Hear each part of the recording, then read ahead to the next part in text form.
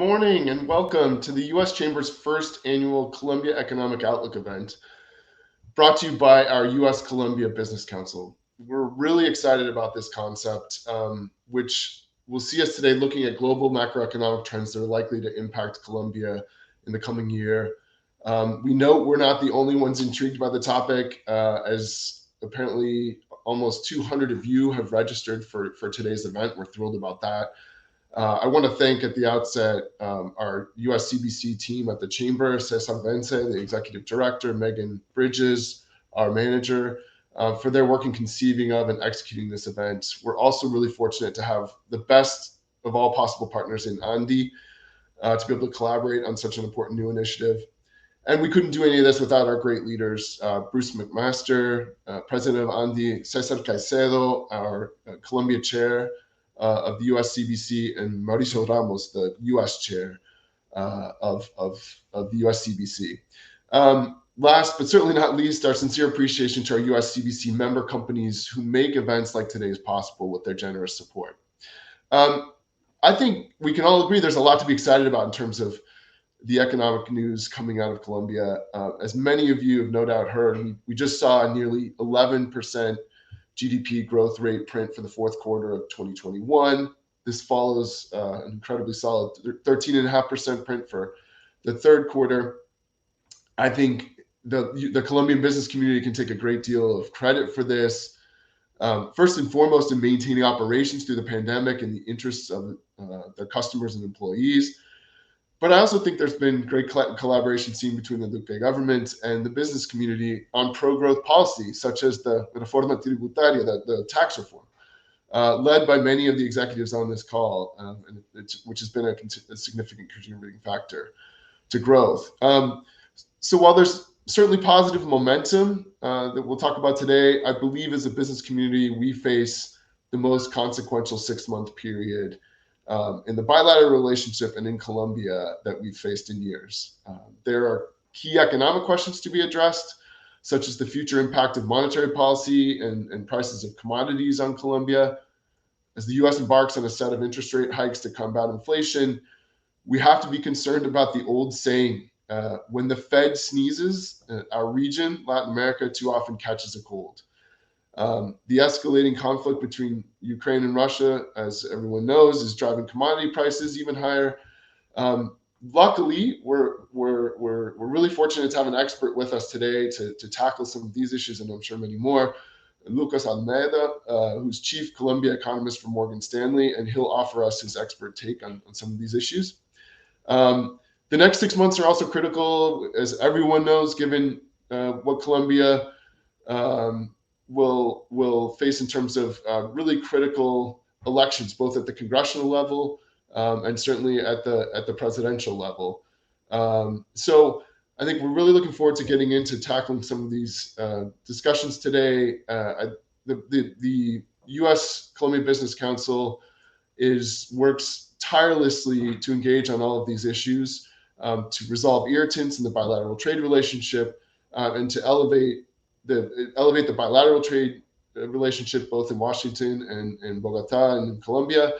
And if you're interested in the program today and maybe getting involved, if you're not already in the council, we would welcome your outreach after this event. So in addition to Lucas, we're really fortunate to be able to feature a terrific lineup of speakers who are on the ground dealing with these issues in the private sector. Bruce from ANDI is joining us. We're very fortunate for that. Mauricio, our chair on the US side, and also CEO of Millicom, will participate, as will Cesar Caicedo, again, our Colombia chair, and also CEO of Colombian.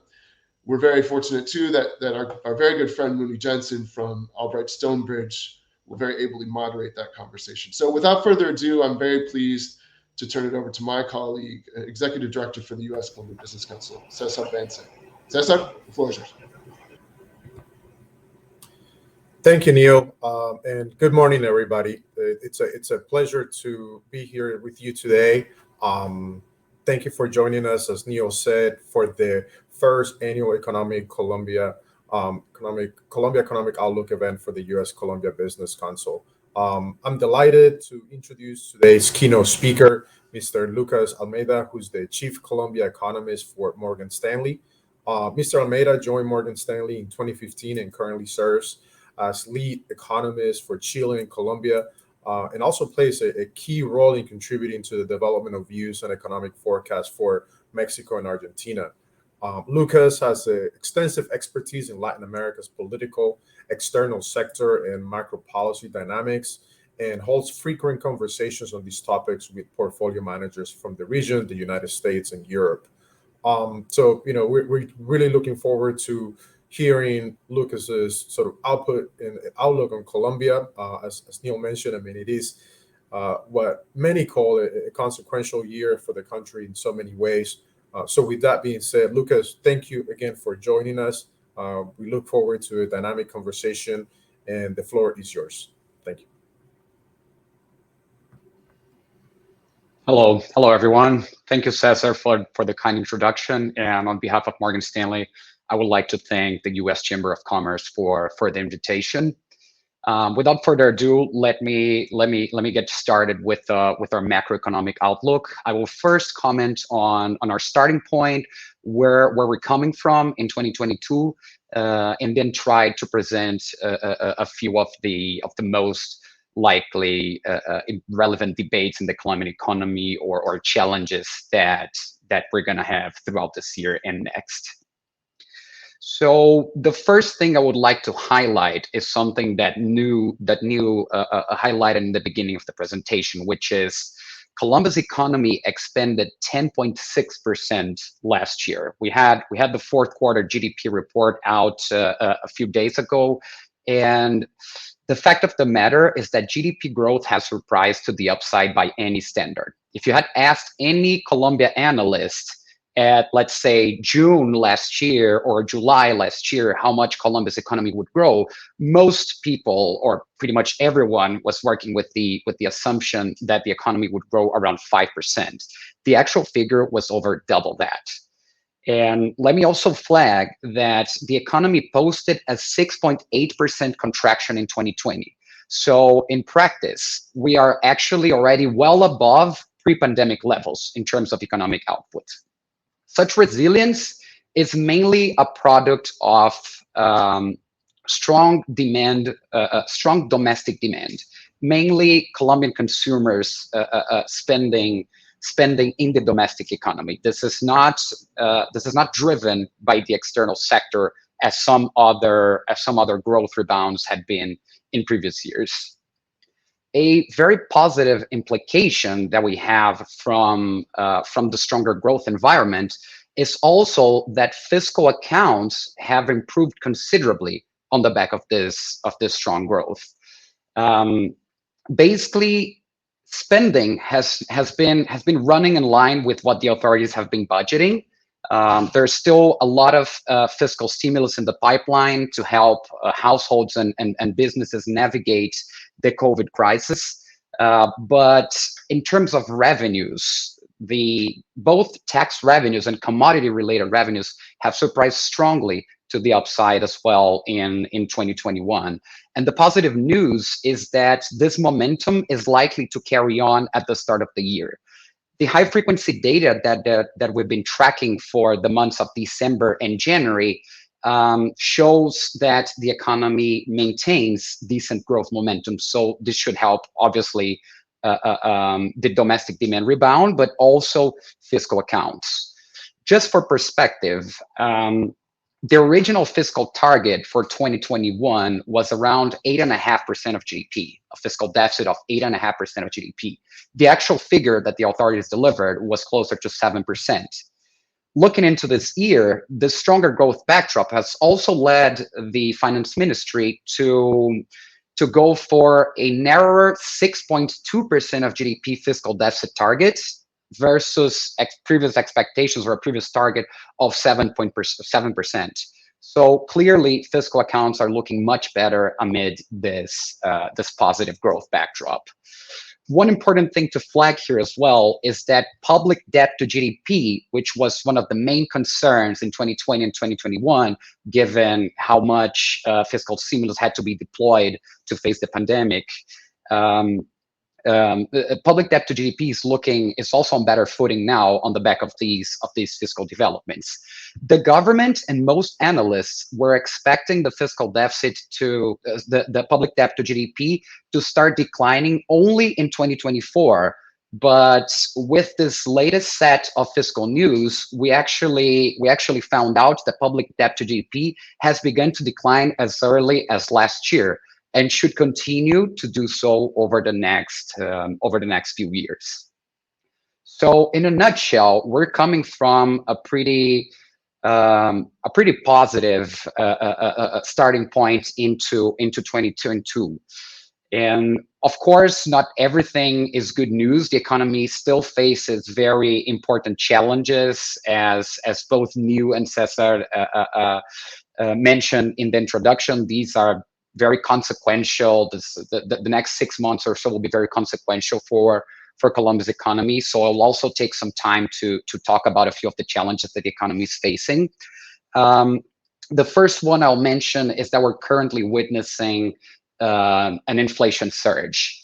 And this inflation surge, in turn, is overwhelmingly driven by what is going on abroad.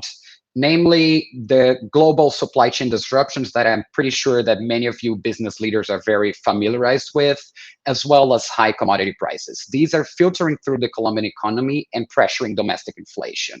Our analysis suggests that domestic-driven pressures are not yet strong in Colombia's economy. Most inflationary pressures are coming from abroad. But the fact of the matter is that inflation is accelerating. The January inflation report, for example, showed the highest monthly reading in over 20 years, meaning January's inflation, the rate of inflation in January was last seen in the 90s, in the late 90s. So how can policymakers tackle this issue? Basically, the central bank will have to hike interest rates quite aggressively in order to prevent this, let's say, junk roll inflation episode from morphing into a more permanent or prolonged inflationary process. We fully trust the central bank's capability to deliver on this objective. We think that policymakers have been doing the right thing when it comes to accelerating the pace of interest rate hikes. The flip side, obviously, of hiking interest rates is that you increase domestic borrowing costs, and this story should carry on throughout this year. And this, in turn, tends to lower economic growth. But we are coming off a very benign starting point. So when it comes to deciding between supporting the economy via interest rates or hiking them to curb inflation, we definitely think the more prudent approach is to do the latter, is to hike interest rates to curb inflationary pressures. Another issue that Colombia's economy faces this year is the wide current account deficit. Basically, to simplify in simple terms, the current account deficit is sort of the economy's trade balance with the rest of the world. And Colombia currently holds an important trade deficit because domestic demand is running so strong that imports are coming in to fuel domestic demand via imported goods. The practical implication of having a current account deficit like Colombia's is that the country needs external financing to get additional dollar flows that cover for the external trade deficit. And at a time when the Federal Reserve is hiking interest rates, that tends to tighten global financial conditions, which leaves economies that have current account deficits like Colombia relatively more exposed. This is surely a risk to Colombia's outlook, but similar to inflation, we think the central bank has conditions to sort of mitigate this risk by hiking interest rates.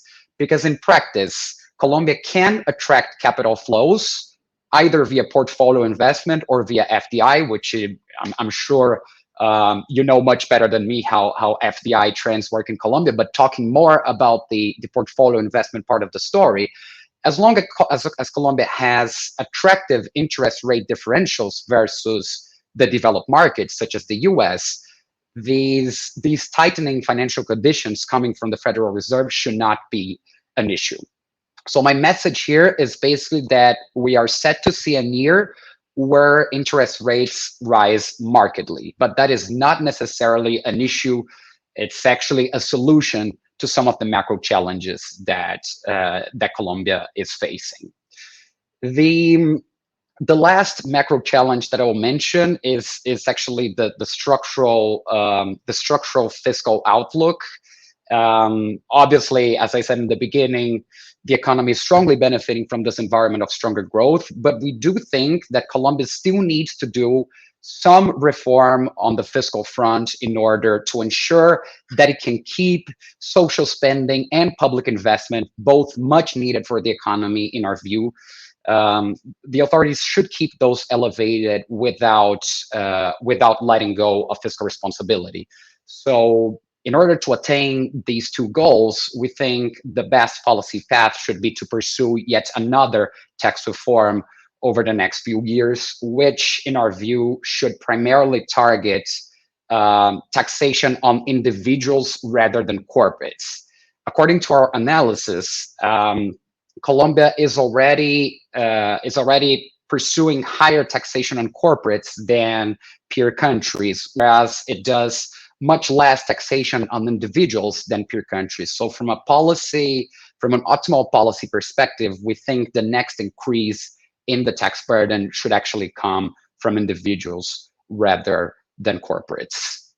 To wrap it up, I think the message that I want to leave here is that the Colombian economy is coming from a much better starting point than everybody was expecting, let's say, 6 months ago, and that the economy is facing important challenges, but we think that policymakers are very much aware of what is needed to tackle these challenges, and we expect the macroeconomic stability of the country to remain, which in turn should allow for a modest pace of growth to carry on throughout 2022. On behalf of Morgan Stanley, I thank you for this opportunity, and I will finish my presentation here. Thank you, Cesar. Thank you, Lucas, for sharing your views. I think we have good news. There are some challenges, of course, as expected. The road to recovery and growth is not an easy one for Colombia and really, many countries around the region that have been impacted by the pandemic. There are a number of external factors that are outside of the country's control, but from your remarks and obviously what we're seeing, there are some fiscal policies that continue to stimulate inclusive economic growth and generate jobs. And the private sector, which really it's at the core of our conversation today, will continue to play an integral role in the country's recovery. This is a great segue for our next speaker. It is now my pleasure to introduce Bruce Mcmaster, President of the National Business Association of Colombia, who will discuss the role of the private sector in Colombia's economic recovery and highlight the challenges and opportunities that lay ahead. Neil alluded to this at the beginning, but I cannot imagine a better person to offer this perspective, given his trajectory in the public and private sector and his current role leading Colombia's largest business trade association. Bruce, thank you for joining us today and for your continuous partnership. The floor is yours.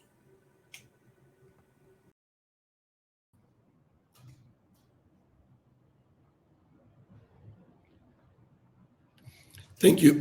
Thank you, Cesar. Thank you, Cesar and Neil. Thank you for everything. Thank you for being part of this association with Andy. For Andy, it's really important to have a U.S. Chamber of Commerce as the ally for this U.S. Colombia Business Council. I would like to give you our perspective regarding how Colombia is doing, not only last 2 years, but how it is doing during 2022, and what we do expect for this year, and what do we expect for next years or for coming years. So I would like to have my presentation. I don't know how to do this. Maybe okay, perfect. Perfect. Thank you. I really like what Lucas said on Colombia's outlook. Maybe highlighting that he was really focused on international flows and on international position, specifically for people that is interested in terms of bond debts and capital being or coming to Colombia. I would like to give you a perspective, a little more local perspective regarding what private sector, how private sector is looking at the country as of today, including some things he did mention in his presentation.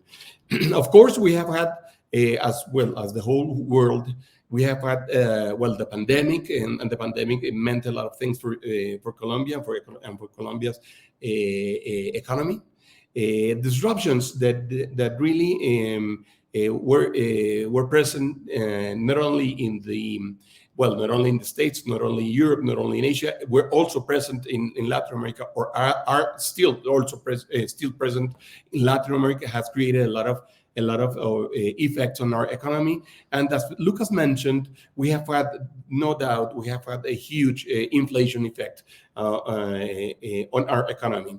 It is true that it is an offer inflation and external inflation, but at the same time, as he mentioned also, at the same time we have had a huge and strong growth of demand in the local market. So in a way, interest rate is the way central bank has decided to tackle inflation. But let me just go a little bit deeper on this and on the future. If you compare Colombia with and the region with other regions, you see how here, for example, in year 2020, we have maybe the stronger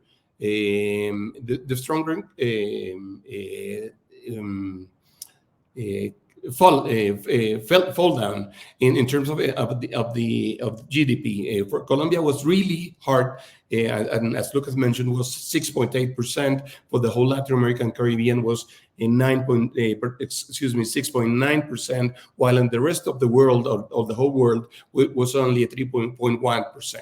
At the same time, we had maybe one of the strongest and biggest recovery, not only in the region, which was, again, something similar, was 6.8%, but Colombia, it registered something close to 10%, a little bit higher than the 10%. So that gave us definitely the size of the economy we did have in 2019, which is good.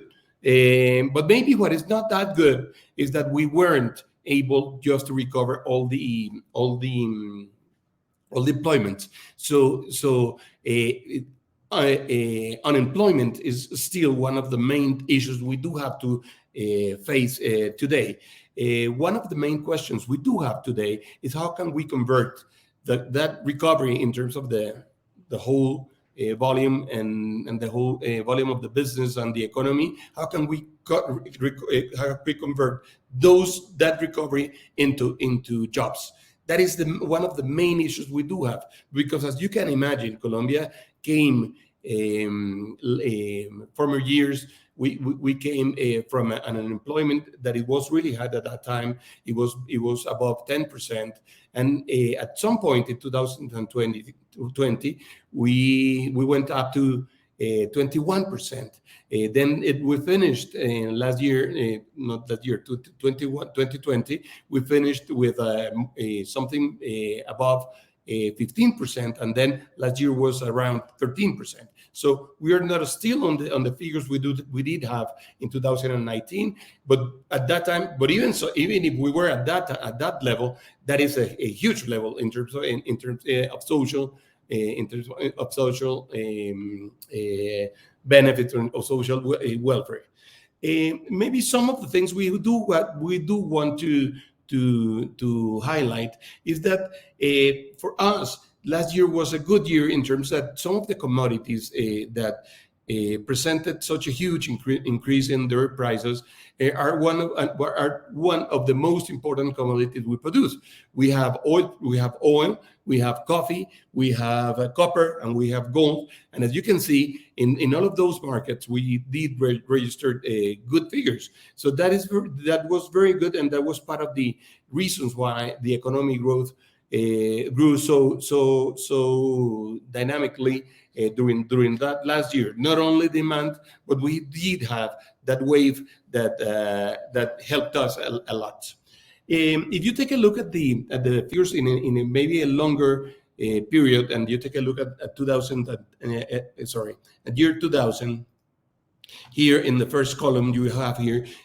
By the way, if you need more information, please don't hesitate contacting us at Andy. We are more than happy to give you this type of information, and local information. But if you take a look, for example, at GDP in the year 2000 was around $96 billion, and if you take a look at the 2021, the GDP went up to $314 billion. So the economy really had grown a lot during these 2 decades, and that is something we expect to maintain during this decade. And that is one of the main challenges we do have today. The reforms are important. The economy's growth is important, but something that is really important are the social indicators, and we're really focused on trying to improve them.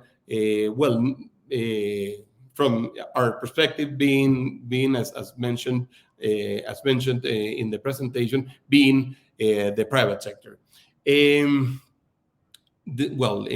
you will be able. Lucas mentioned this. It is not important to say this, but maybe I would like to show you how and we feel this is a kind of an index that gives us the sense on how the economy is behaving. We normally ask every month the companies in terms of their investment projects, and this is on manufacturing especially. And if you see, in 2020 and 20, we did have one of the biggest postponed index in terms of that it went up to 11.8%.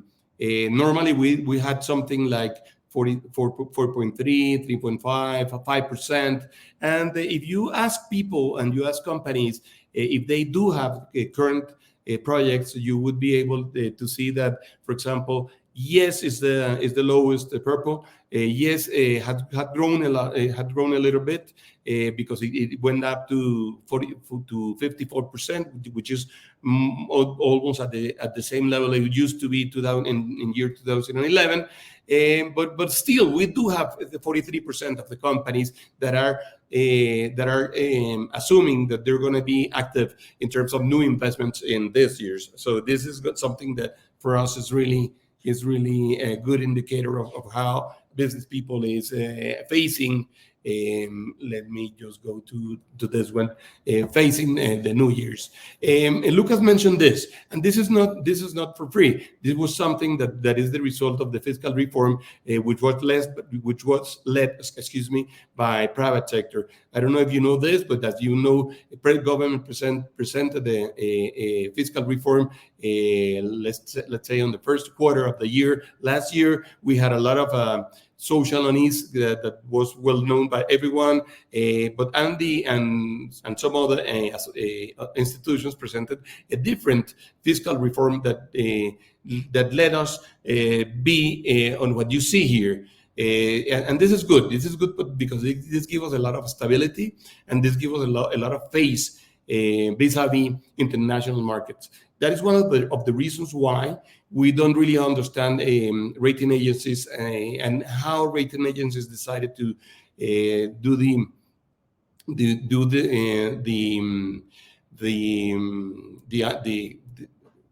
loft of investment grade on July last year, and that was a moment on which we were presenting this. That was the moment on the Congress at which the Congress was dealing with a new reform, and they didn't give us the chance to really have this result that is definitely a good result and is a lot better than we expected, and it's a lot better than everyone expected. Well, we're still an open economy, and we're trying to accommodate ourselves in this new world. And this is something important because this is going to be one of the main differentiation factors in the future. And let me tell you that if you take a look at foreign investment, Colombia has been improving foreign investment, and more important than that, we're improving foreign investment not only in the mining and the oil sector, which is important because in a way we're expanding our manufacturing and our manufacturing base, which is one of the most important goals we do have. Last year, last year, the government led the internationalization mission that was led by Ricardo Hausmann. Was a very good one that gave us a lot of recommendations, including some specific regarding this kind of new competitiveness. That includes recommendations on logistics, green growth, global value chains, and how can we insert ourselves on those, and digital transformation. And if you take a look at what we have as main challenges in the future, no doubt we have inflation, we have unemployment, we have the interest rate balance, and let me tell you that we locally we feel that even it is important for the central bank to try to control the inflation. Maybe interest rate is not the best way to do so, because at the same time, as was mentioned by Lucas, we're really interested in recovery and on creating new jobs. So we really have to be very careful on that balance. At the same time, we do understand that the Fed is increasing their interest rate, and we have to react to that, and we want to have the balance, the international balance on the current and the current account, well, as positive as possible.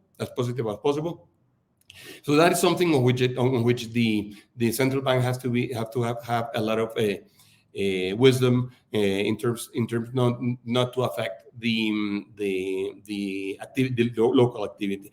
Finally, of course, I have here this slide. We do have the new government question mark. And that is something on which Colombia is really concentrated and focused today. We have, as you know, elections. We have 3 rounds. First of which one is going to be March the 13th. The other one is going to be in May, and the final one going to be in June, in the second week of June. We are really trying to get clear messages from the candidates in terms of institutional respectfulness, constitutional respectfulness, democracy, and if you take a look at their messages, all of them are saying that they're going to respect this, but this is something we really have to assure for everyone in the future. So no doubt, this point that is marked as 2 is going to be one of the main issues to be seen and to be followed in next months and weeks. Well, we have worked a lot of this. I don't want to take much of your time, so I would like to finish here, and I will be more than happy to solve. You can write me down, and Andy will be more than happy to give you information in case you need it. Thank you, Cesar and Neil.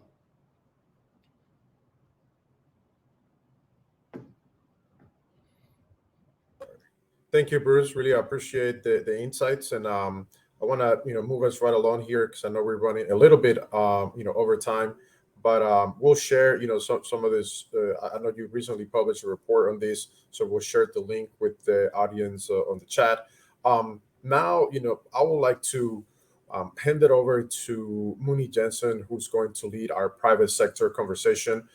Just an FYI, we actually had unfortunately, Mauricio was not able to join. There was he had a network outage, not a Tigo outage, but he was unfortunately not able to join. But we look forward to a dynamic conversation between Muni and Cesar. So Muni, over to you. Thank you.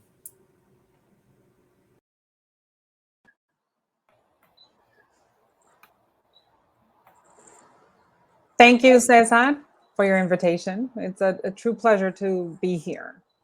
And this panel is going to focus on the role of the private sector in Colombia's economic recovery. We'll look at the challenges and the opportunities that we've already heard about in general terms, and what lies ahead for the private sector as in perspectives of Colombia's growth and recovery. So our previous speakers laid the groundwork for this forward-looking conversation on Colombia, which is really welcome at a time when a lot of the focus has been around politics in the upcoming election. So now we'll have a conversation with Cesar Caicedo, CEO of Colombina, a very familiar face and leader who has been very active in the US-Colombia Business Council and has been also on the front lines of both the political and economic conversation in Colombia. He'll be sharing his ideas about the leadership role that business is commanded to do in recovery and in shaping a sustainable, inclusive future. Welcome, Cesar. It's a pleasure to have you here. Thank you, Muni, and a very warm salute to everybody in the U.S. Chamber of Commerce, the U.S. Colombian Chamber as well, and everybody who is here with us, and an honor to be here. Cesar, let's start on kind of general terms about your perspective from the private sector, from a business leader of the Colombian economy for the next few years. And then I want to see if you can include some of the ways in which the private sector can help fill those gaps left by governments, institutions, and become key stability and key drivers in the country's economic recovery. Well, the economic outlook, as I think, as what is happening in the rest of the world, is everybody's living a comeback from the whole developments of the pandemic. Colombia, as Bruce mentioned before, has had one of the highest growths in the year 2021, and the economy is looking very good. From that, its main driver has been a consumption. In that sense, at this conjuncture, things are looking well.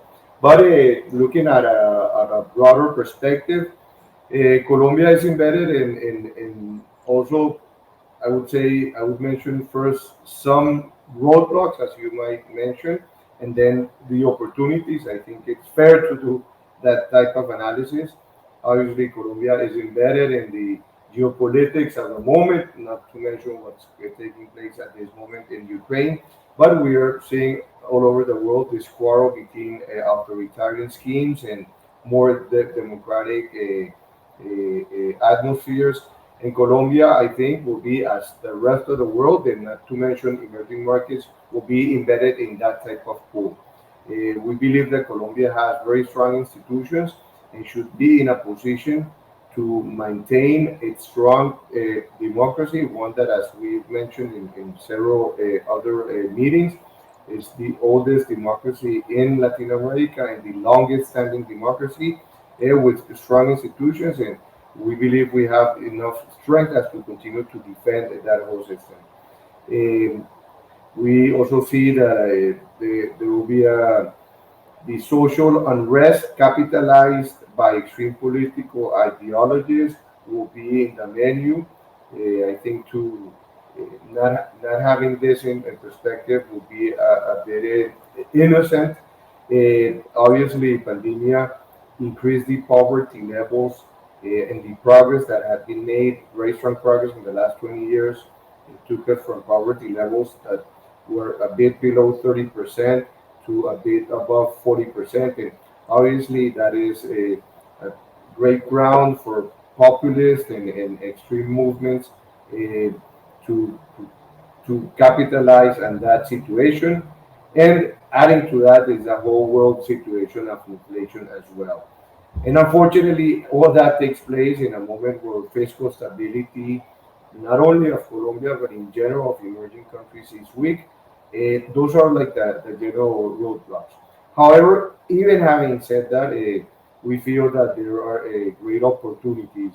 Obviously, Colombia continues to have, in comparative terms, a great demographics. It's a young population.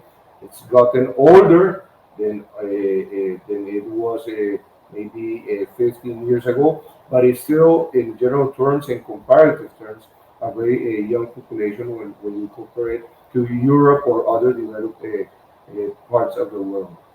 And in this exercise, I think that have that glass half full. Uh, there's been a lot of discussion, and we start to feel it of a, I would call it a little bit of trickle down and a flow of investments coming from the US and even Europe, talking about the private sector, for example, multiples in public traded companies in emerging markets, and in particular in Colombia, have been at 50% or half of what they've been in what they are in the US. And one can tell that this situation at one point has to give. And it is not logical for valuations here, although one can understand that there's a different political risk. But even with that assessed, the region is still, to put it in a way, it's very cheap. There's great opportunities for investments, and there's great opportunities for upside. In favor also is everything. There's a great belief, and we're seeing it in the markets of some type of some even dare to call it a super cycle for commodities. We've seen it with oil, it's coffee, and almost all agricultural goods as well. And Colombia is a producer of many of these commodities in the region as well. And I'm always mentioning the region because Colombia obviously is very embedded in trade from a regional perspective, and all that should be a very strong tailwind for the Colombian economy. And I have to mention that perhaps most important part of the whole equation, which is I am a true believer in Colombia having operations in many parts of the world, direct operations in 14 countries, most of them in the region. I have an absolute conviction, and I hope to be objective, that Colombia has a very hard-working, ethical belief system taking place.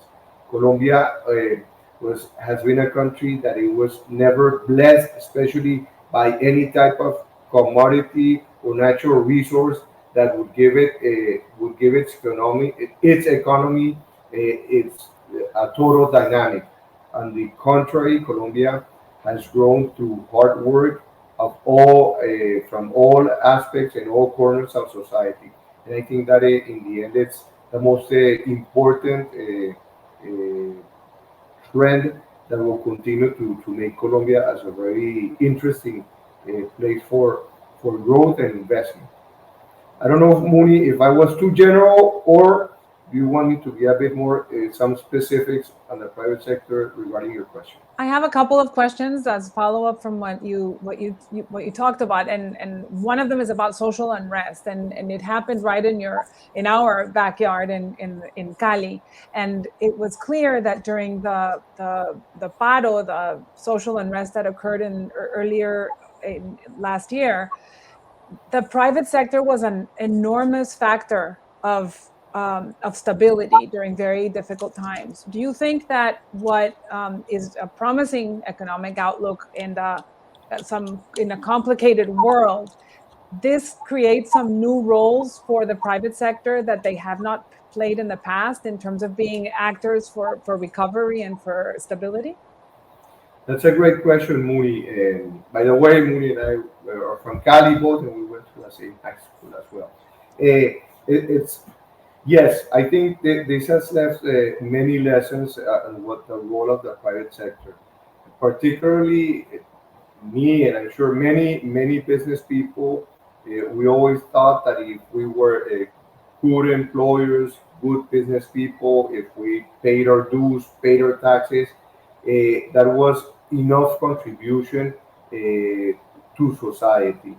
Unfortunately, we had a big lesson in the hard way with all the blockades that took place. And the great lesson, I think, is that our work cannot stop there.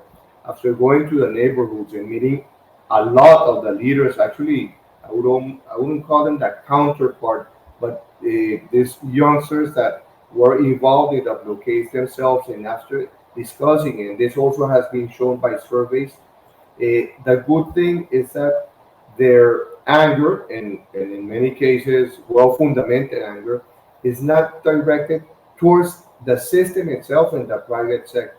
It's more directed towards the politician and obviously corrupt politicians.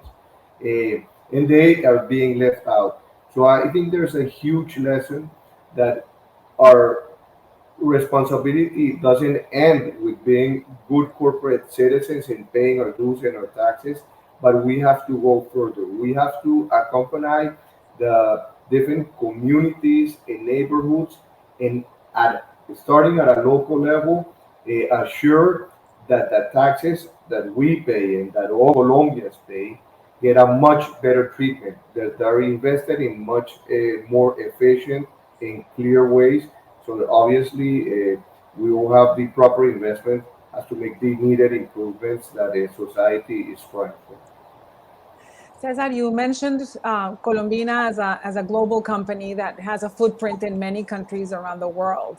At a time when the world and Latin America and in general, the feeling is against globalization, why don't you talk a little bit about your personal experience with growing Colombina worldwide and how creating this global market has been able to offset some of the risks that are presented in the domestic market? Yeah, I will start out with a broad comment that is part of your question. Yeah, definitely. Unfortunately, we could say that globalization and world trade is being questioned in many cases by populist governments. I'm an economist, U.S. educated, and I went to college in the U.S. And sadly, it's being questioned because we all know, and most of the people who are participating, or perhaps all of us who are participating in this forum, know the importance of world trade. We know that the greatest benefit is for the population because it is the way to have access to cheaper goods, and it is the access for a hopefully balanced growth, and for the development of a better society, one with bigger opportunities for all. So Colombina obviously is a company that is worried with these wins, but I think we these ideas and this reality of globalization will prevail because we know that in the end the benefits far outweigh any negative aspects that sometimes can come with world trade. But the benefits obviously outweigh any negative aspects. For us in Colombia, yes, we've become a very international company and having operation in 14 distinct countries. And if I have to mention not only for Colombia, because I would extrapolate Colombia's case to why it is very important to any company to go through this aspect, I would say something three maybe very simple aspects. One, it's needed as a hedging for risk. These regions, I mean, have issues with stability. So in our case, we, for example, were very strong in Venezuela in the early 2000s. That market closed down for the reasons that we all know. So we had to overnight look for new markets, and that situation made us open up new markets and ended up being fantastic because we had a diversified risk.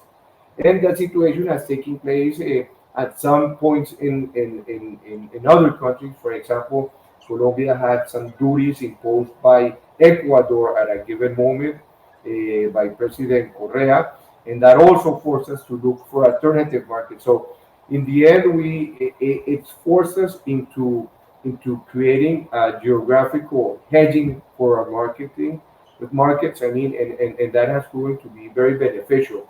And I think that that case can be extrapolated to Colombia in its necessity to look for different markets. Obviously, the U.S. market being the most important one and a very stable one, and that's why we are so interested in from all parts in keeping these regulations between Colombia and the United States. The Cesar, trade, I think, keeps everybody honest, to use that American expression. It forces to be sure that we're being competitive, that we have the good cost, that we are investing in good equipment, in good machinery, that it's the only way to really know in the end if you are keeping a competitive company or even a competitive economy. And last but not least, that globalization and that trade keeps you up to date in all the tendencies that are taking place in all sectors. So, in conclusion, that trade and globalization has been good for a company and very important for a company such as Colombina, but it's essential to all companies and to a country as a whole. I want to finish with a question that is probably off the script. You've been around, Colombina has been around for a long time and withstood a lot of the more difficult times of Colombia's political and economic cycles. There are several companies that you have worked with in your leadership role at the U.S. Colombia Business Council. There's people from U.S. companies listening now. What advice would you give a potential investor or someone who's looking at Colombia about investing in the country now? Well, it's a bit off the script, but more than glad to answer that. No, my advice is first, as always, I like statistics as well. So the broader the analysis that is being done, the better. Colombia has been a stable democracy for almost all its Republican history, with very few breaks, and definitely the least few breaks in its the democratic life through its almost 200-year Republican history. Colombia is the only Latin American country, and I think that is correct in when I mention only, that has never defaulted in its debt, international debt or national debt, in its Republican history. Very few countries in the world can make that assertion. So first advice would be to look at that broad picture. What I mentioned before also, when one travels, to me it's surprising and very pleasing to see the amount of expats, Colombian expats that work in the region in very high executive placements all over the world. It's not only in Latin America or even the United States, but it's all over the world. I think that it speaks very well of a Colombian business people. And the same has to go for your average worker as well. Colombia has had difficult times, especially when violence was a very important issue and a very sad topic in Colombia. There was a big outflow of Colombians leaving to many countries, especially particularly the United States. And to my satisfaction and amazement, I have had the experience and conversations with U.S. employers of people of, let's say, the working class, and the comments couldn't be better. So there, I think that for the reasons that I told before, that Colombia never depended on a particular commodity or never had it easy as to pay for its growth and development. Only or basically hard work has always been a way to go, and that has created a work ethic in the country. And by last, I think that even though we have the issues that all countries have, in particular what that Latin American countries have, I think Colombia has very strong institutions, both public and private institutions. There's a good amount of private institutions like ANDI, like this chamber, like Consejo Privado de Competitividad, and many other regional ones. And I think that gives Colombia a particular strength. So I would invite investors to look into those aspects because I think they do make a difference when one is looking to invest in some new geography. Thank you, Cesar Caicedo, CEO of Colombina and a key member of the U.S. Colombia Business Council. It's been great talking to you, and thank you for your candid advice. I'm going to sign off and give the floor to the other Cesar Vence from the U.S. Chamber. Thank you so much for joining us. Thank you very much, everybody.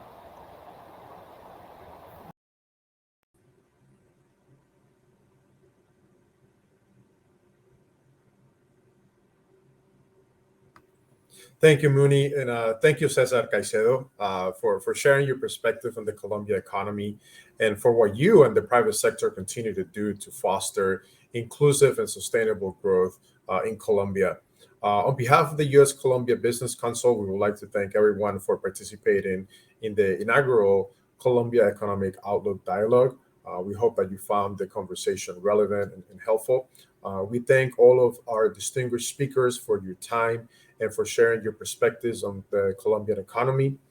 We at the Chamber and the Council look forward to continue working with our members and other stakeholders to foster the strongest possible commercial bilateral relationship between the United States and Colombia, and to advance cross-sector policy recommendations that contribute to increased bilateral trade and investment that stimulates post-pandemic economic recovery, job creation, and sustainable and inclusive growth. As Neil mentioned at the offset of the event, we encourage you to stay engaged and continue to be part not just of a conversation, but a number of policy initiatives that support Colombia's economic recovery through the U.S. Colombia Business Council. Thank you again for joining us today. Until next time.